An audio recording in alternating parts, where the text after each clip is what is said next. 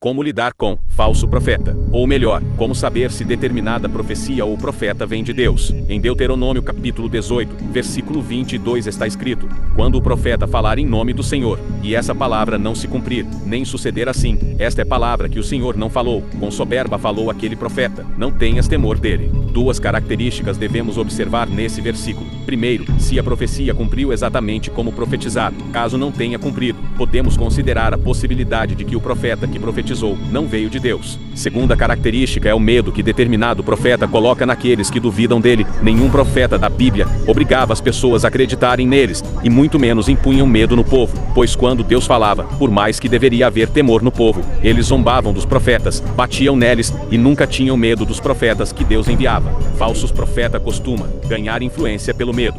Em Mateus 7, versículo 20 também está escrito: portanto, pelos seus frutos os conhecereis. Muitos dizem que devemos julgar a profecia e não o profeta. Entretanto, quando analisamos a palavra de Deus, percebemos que devemos também colocar à prova os frutos do profeta, ou seja, sua conduta, suas ações, suas atitudes e principalmente a forma que esse profeta age, pois se seus frutos não forem os mesmos frutos do Espírito, então podemos considerar que tal profeta não vem de Deus. Na primeira carta aos Tessalonicenses capítulo 5 versículo 20, e o está escrito: não desprezeis as profecias, examinai tudo, retende o bem. Não devemos ser incrédulos e negar todas as profecias, porém as Escrituras nos orientam a examinar tudo, cada palavra e detalhe, e comparar com as Escrituras, se está de acordo com a maior fonte de autoridade, com a maior revelação, que é a palavra de Deus. Em Romanos 16 versículo 17 e 18 o apóstolo Paulo nos dá uma característica que falsos crentes, falsos mestres e falsos profetas têm em comum. Está escrito da seguinte maneira: e rogo-vos, irmãos, que noteis os que promovem dissensões e escândalos contra a doutrina que aprendestes, desviai vós deles. 18 Porque os tais não servem a nosso Senhor Jesus Cristo,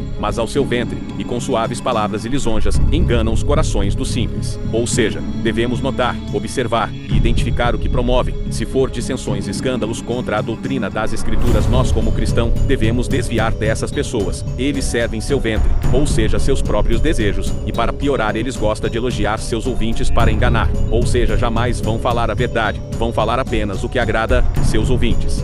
Amados, não creiais a todo o Espírito, mas provai se os Espíritos são de Deus, porque já muitos falsos profetas se têm levantado no mundo. Você não pode acreditar logo de início, quando ouvir qualquer profecia que seja. A Bíblia nos orienta a não acreditar em todo o Espírito, mas devemos provar se vem de Deus, pois muitos falsos profetas têm se levantado. É seu dever provar, porém eu tenho que te alertar sobre dois fatos. Primeiro, se você não saber provar o Espírito e acreditar em falsos profetas, a culpa é totalmente sua, pois você acaba de ser alertado pela palavra de Deus, que não deve sair acreditando em tudo. Segundo, caso você não fazer prova e for Deus falando através do pregador, e você recusar a fazer o exame bíblico da profecia pregada para ter certeza que é Deus, também será culpado por rejeitar a Deus. Portanto, em todas as ocasiões, devemos examinar as Escrituras. Como saber se uma nota de R$100 é verdadeira? Tenho certeza que você não gostaria de receber uma nota falsa, mas nos dias atuais, há algumas dicas e mecanismos para saber se a nota é falsa ou não, como por exemplo canetas especializadas em identificar se a nota é verdadeira, mas o modo mais tradicional é fazer um comparativo da nota que recebeu com uma nota verdadeira, e observar cada detalhe de cada nota, tendo a nota verdadeira na mão e conhecendo bem a textura, marca de água, tamanho e o tipo de papel da nota verdadeira, fica mais perceptível as notas falsas. Assim todos nós devemos fazer análises das profecias, comparar com as profecias bíblicas, observar como Deus falava, como os profetas de Deus agiam, sua conduta, e principalmente se cumpre exatamente conforme foi dito. Vamos por exemplo ver uma característica. Em Marcos 3, versículo 22 está escrito: porque se levantarão falsos cristos e falsos profetas, e farão sinais e prodígios, para enganarem, se for possível, até os escolhidos. Isso nos mostra que não é por sinais ou algum prodígio, ou até mesmo algo sobrenatural que devemos definir que o tal é profeta. Nos dias pelo qual vivemos, os falsos profetas irão fazer propaganda de milagres. O interessante é que nenhum profeta dos Escrituras, nem os apóstolos, e nem mesmo Jesus Cristo fez propaganda de seus milagres. Quem quer atrair as pessoas pelos milagres, geralmente é falso profeta, pois os profetas do Antigo Testamento, os apóstolos e o próprio Cristo atraíam as pessoas pela palavra de Deus, e à medida que a palavra de Deus era pregada,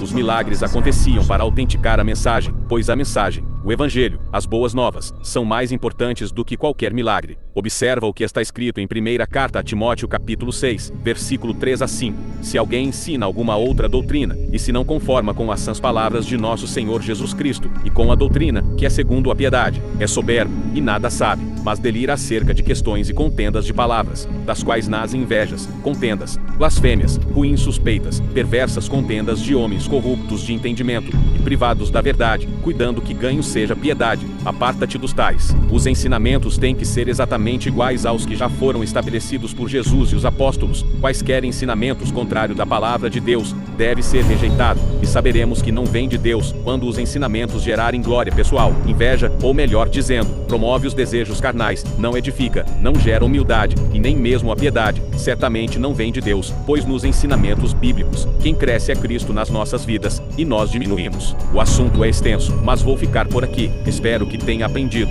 e não se esqueça de curtir, comentar e se inscrever. É uma nova jornada que estou começando, e sua ajuda é fundamental para o crescimento. Portanto, curte, comente, se inscreva. Deus abençoe você.